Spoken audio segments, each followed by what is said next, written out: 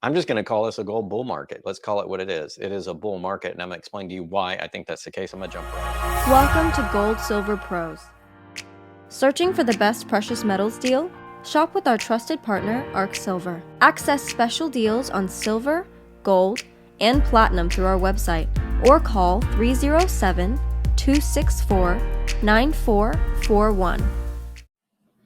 Hey guys, Rob Keynes with GoldSilverPros.com. We're recording this on Thursday, January 26, 2023. And as the title of the video indicates, I'm just going to call this a gold bull market. Let's call it what it is. It is a bull market, and I'm going to explain to you why I think that's the case. I'm going to jump right in. We're going to hit it right off the bat here, ladies and gentlemen. And I'm going to come and bring a chart that I used to show you guys a ways back. And we talked about it a lot last year and the year before, and that is the amazing cup and handle pattern. What is the cup and handle pattern? Well, we're looking at a technical chart here of gold dating back to the last financial crisis. You can see the nice run up in gold we had there after the problems that we had in the mortgage sector and with Lehman, and you had a nice little run. And then you had this little formation, and this little formation is called a cup. It's where you have a high, and then you have it kind of flow down to the bottom and sort of come back up, and then you get another high, and the highs can be the same, or this one's a little bit higher. I think this is 2069. The original high was 1900. So you actually have the cup about to tip over a little bit, and here's the handle. And this particular pattern in markets is an extremely bullish pattern. Typically, when you have the cup and handle form, you have a high followed by a long period of consolidation, a run up to a new high, and then a long period of consolidation. Typically what happens next is drawn by the red line by me here is you have a pop. And that's exactly what we're seeing. Gold is trading around 1930 or so today. In fact, let's get a current price. It's going to be at 1928.80 as I record this, about 3:30 Central Time. Silver's right at 24 at 23.9, which is good. A little bit of a wee bit of fade there the last day or so in the gold price, but that's okay. It got very frothy. That happens. But we're looking longer term here. Really strong bullish signal on gold that I talked about. We thought we had the handle pattern here and it was going to pop up. That was a head fake. So this is like an extended handle pattern. And the handle pattern needs to be at a negative slope. It's not sideways. So we're not looking at a cup with a sideways handle. We're looking at a cup with a downward sloping handle. In other words, you have to have this pessimism here, this last bit of consolidation before you have the big run up. And I think it's possible that we're finally completing the last stage, or have completed the last stage of that cup and handle pattern in gold that we have dating back to its original all-time high in 2011 after the mortgage crisis. And now, of course, this price was the pandemic. And then you had price here, which is Russia, Ukraine. That was a little bit of a head fake. And it wasn't quite ready to move. So it kind of fell back down after this Russia, Ukraine affected the gold price and caused people to go and risk assets. But it wasn't quite enough to get it the momentum where it needed to go from the traders. But I think heading into 2023, with all the information about people calling for the recession, the managed money, the financial types are going long gold. They are going big time long. And I'm going to talk to you about one famous generalist who's jumped in. But before we do that, I'm going to do a little bit more technical stuff. I'm going to come over here and talk about the CFTC, Commitment of Traders.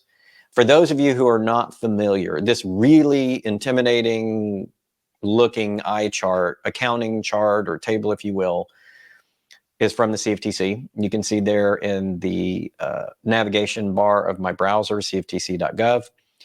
They're the regulator for the market, and they put this out in arrears. It's the 26th. The latest one is January 17th. So it's about a week behind, but it tells you how everybody's positioning. And I want to focus on two people here.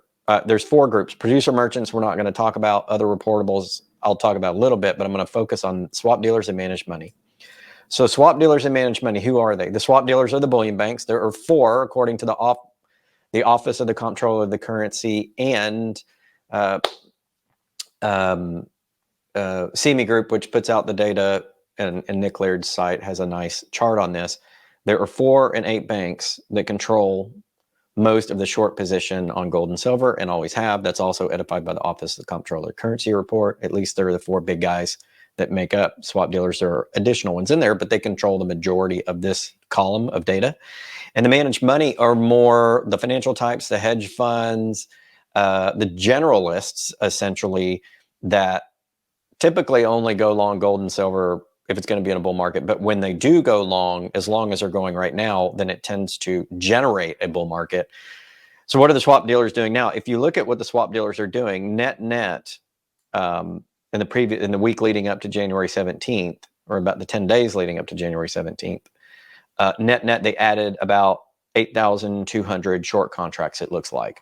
So they added 2,100 longs, but they added 10,320 shorts. So the swap dealers are going more short gold, saying they think the price is going to fall, or perhaps to influence the price to fall to meet certain targets. It depends on, you know, who the swap dealers are representing there, their own accounts or client accounts. So we don't know the motivation, but we know net, they've gone 8,000 contracts short.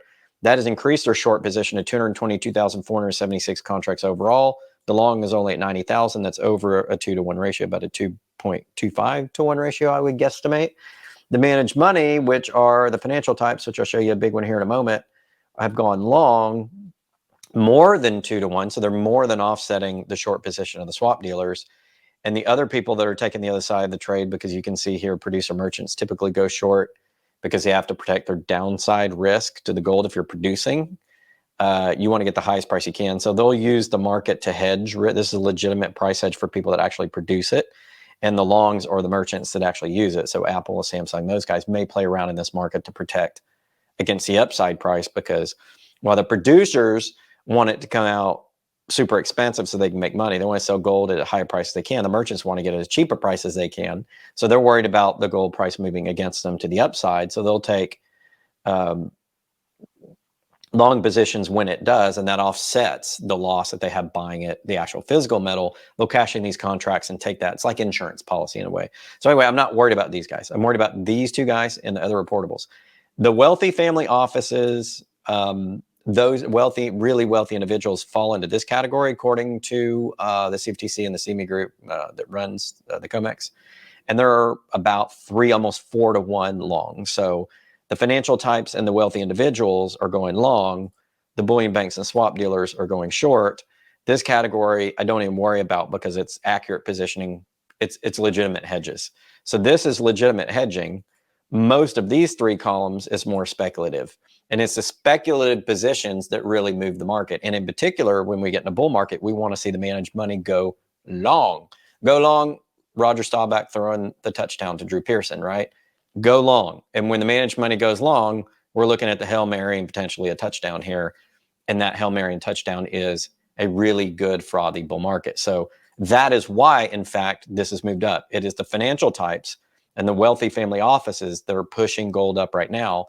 That's a fact, because you can see it in the trade. And the contract positions, if you guys watch my weekly market update every Sunday, those determine the spot price of gold. So this is a spot price of gold, or it's actually the CME group price on the futures. And they're going long because who's going long? It's the managed money and other reportables. So now you know who's driving gold up. Well, who is the most famous of them all? Well, I wrote an article on it on JM Bullion. And Jim Cramer has made a couple of calls recently about gold, and I think he's right. We've got from CNBC. This is a quote that says, you should stick with gold over the crypto space. So Jim has positioned himself long gold in this risk environment in 2023, where obviously a lot of the analysts and investors think we're going to hit an official recession. So Jim is saying go long gold now. And if you have the time, go to jmbullion.com/blog. This is what that page looks like. And this is the latest article I had written for JM Bullion. So just click here, Jim Cramer gets bullish on gold, is he right? And read through and actually critique his calls and how I believe is a contrarian and how I think he's right on gold, even though he gets a lot of criticism for being a contrarian and going short-term against the market. His long-term calls are really good. Here's a chart. His long-term buy recommendations hit really hard, but he loses a lot of people week to month because he's a contrarian. He picks things before he thinks they're going to go, but give it some time and they go pretty well. So this is a pretty good analysis of Jim Cramer. I think as a contrarian, he's good, which is perfect for gold. But the most important thing is he's one of the most well-recognized generalist investors. Generalist investors are people who invest across the market, and generalist investors are one that push up that fall into these two categories, okay? Because they invest in a lot of things. They're not precious metal specific. And so they're the ones that kind of drive this up. And I think that's exactly what's happening. So we are in a bull market. You can call the bull market for a couple of reasons. You can call it because we've broken this cup and handle pattern. You can call it because we've broken through both the 50 and 200-day moving average resistance line. You can call it because we popped through this resistance line, which is an important one, the previous all-time high in gold. In previous articles at Jam Bullion and in videos I've done here, I've done like Fibonacci sequences, which are mathematical correlations that you can use on charting that will give you an idea where the price could go. And that Fibonacci sequence that I charted out has accurately predicted the current leg of the bull market and seems to be predicting gold to go back up and touch its all-time high 2069 we saw in 2020 as a result of the pandemic, the run-up of the pandemic and the potential issues there. People went to gold as a fear asset. So that's here. That's the all-time high here. And then with the geopolitical, Russia, Ukraine, and then I think what we're adding in on this line is the economy and the expectation of recession. So while the pandemic was temporary, it came back down. The Russia-Ukraine war was a bit of a temporary event in terms of risk, but then things in the market started settling down a bit. I think fundamentally there's issues, but the markets were still trading. So people came out of gold, went back into the regular market positions, but now the generalists are piling back into gold.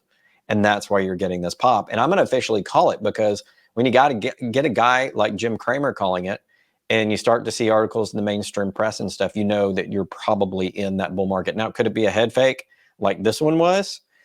Potentially, but I don't think so, because if we hit official recession, this thing is going to go way past its all-time high in 2069. We're going to see where it goes, but I do think it'll eventually get there. Also wanted to let you guys know, we also follow uranium. I'm a big gold guy, but we've been covering a lot of energy lately, and uranium to me is gonna be a really great trade in commodities the next couple of years. And I do cover commodities in general, and I love energy and I love uranium. I've brought a lot of uranium companies onto the program and done a lot of uranium coverage for you guys on purpose, because I think next to gold and silver, energy is extremely important. And I think it's going to do well in the next 3, 4, 5, 10 years as well, because the world needs uranium. There's no substitute for baseload power that's reliable, that meets ESG initiatives, that's carbon neutral and all that kind of stuff, and produces at one of the lowest costs and one of the highest safety records and all that kind of stuff. Uranium is really not what people think about it. It's actually, in a lot of ways, superior to other forms of energy. And I think when we're talking about what the world needs to grow, you're going to need a lot more uranium. So I was joined on the program by Kraken Energy. Now, I did visit this site last year. I physically went to site for the Apex mine there for Kraken, but Kraken is getting Kraken, and they are not standing still, and they're adding additional projects. They've got one here that we're going to talk about. So this is a multi-project exploration company that has an Apex mine that past produced and is going to produce again here in the USA to help US uranium supplies. But they've got another project they want to talk about, and they've had some pretty interesting things happen. So I'm going to play this video interview I did with their CEO. It is Matthew Schwab, who's CEO and director of Kraken Energy. You guys have seen them on the program a couple of times. It's one that we like in the uranium sector. We wanted to have you back on because you guys had some news with respect to one of your projects. I believe it's Huber Hills uranium project in Nevada. Give us the scoop on what's going on there. Okay. Yeah, so Huber Hills is the most recent acquisition and addition to Kraken Energy's exploration portfolio. And it's really just another step in the right direction for our plans to build out an economically feasible hub and spoke mining model for uranium in the US. And it really fits our company's exploration model quite well. It is a bit earlier stage than Apex and Garfield Hills, but being a past producer in the early 60s, it had an average production grade of 0.24% U3O8. It's got great infrastructure. It has year-round accessibility. And on top of that, just to the east of our property is the historic Mountain West property, which has a historical resource of 1.1 million pounds U3O8 at 0.15%. So we're going to approach this property with the same exploration strategy as we did at Apex and Garfield Hills. We're going to start out with cost-effective UAV magnetic and radiometric surveys, soil sampling, and then work towards building out a further exploration plan based on the initial results. A few more highlights. There were trench samples that came off the property, 4.5 meters each, that averaged 0.15 and 0.102% U3O8 back in 2007. And it's a decent land package at just over 1,000 hectares. So we're just really excited to get out the property and add more value to our company. There we go. Thank you for the message from Matthew, who is the CEO of Kraken Energy. Like I said, I've been to one of their projects. This is a cool one. As I get that one developed out, I may get back out there and take a look at that one too. But again, super bullish on uranium, just like gold. The three assets I'm super bullish on are any major energy asset. Uranium probably tops that heap for me for the next 2 to 3 to 4 to 5 years, and potentially 10 to 20 in terms of its potential for a really good bull market. But I think we're right there in gold right now. And so I'm just going to call it. I'm going to say we're in a bull market in gold. I got no problem in saying that. Now let's talk about silver here for a moment. Silver is sitting right around below the critical 2450 resistance line on a technical chart that silver needs to pop through for me to call silver beginning to go in a bull run, because 2450 is it's a battleground price in silver on the derivative markets. And so from a technical and a price perspective, it's going to be hard to get silver past that. I think as gold climbs closer to $2,000, you'll see silver finally crack through that 2450 and make its way maybe to the $26 range, in that range. But I think gold has got to continue its trajectory in the bull market for silver to pop, because typically what we see is gold leads, because it is, you know, one of the primary risk assets people go to during times that we have now in terms of potential oncoming recession. And then silver follows, and it tends to move bigger, but it's a little brother that kind of follows after. So we're focusing on gold now because gold is the one that's heading into that bull market, but we won't lose sight of silver. We'll come back and talk about silver. Silver just usually, like I said, it's a little brother and comes behind, but it tends to be a lot more frothy. So when silver goes, it tends to really go pretty quick. And we could potentially see that as well. But gold's going to be the first one, we think. And like I said, it's in a bull market. And I think all signs point to that, both technically and the positioning of the financials, people on the markets, as well as what we look at fundamentally in the economy with regards to how we're doing in the economy, potential recession coming, some job losses based on early fourth quarter earnings reports. We'll continue to follow that. The best thing for you guys to do, if you want to be up to date every single week on what's going on in the market, what's going on in gold positioning and who's doing what, and the major stories of the week and the major economic data, I read all of that out every week on the weekly market update. You can see it almost always Sunday evening, right before the market opens on our channel at Gold Silver Pros on YouTube. You can also see that same report over at J.M. Bullion's YouTube channel as well, because I do it for them. So definitely stay on the channel. Go look at that weekly market report we put out this past week, and stay tuned and subscribe to the channel so you can get dings and notifications when we do that weekly market update for you. In further week, we're going to keep doing that one a week, every week, rain or shine, for the rest of the year. That's going to do it for tonight, guys. This is going to be a bit of a short one, because honestly, the most important thing right now, are we in a bull market? And I'm going to put it back up on the screen. We are in a bull market for a bunch of reasons, technically indicated by positioning and getting into the weeds of the data that makes up this chart here on the Commitment of Traders report. And then, of course, we're starting to have major generalists come in and indicate we need to go to gold. There you go. That's all you need. That's a recipe for a gold bull market.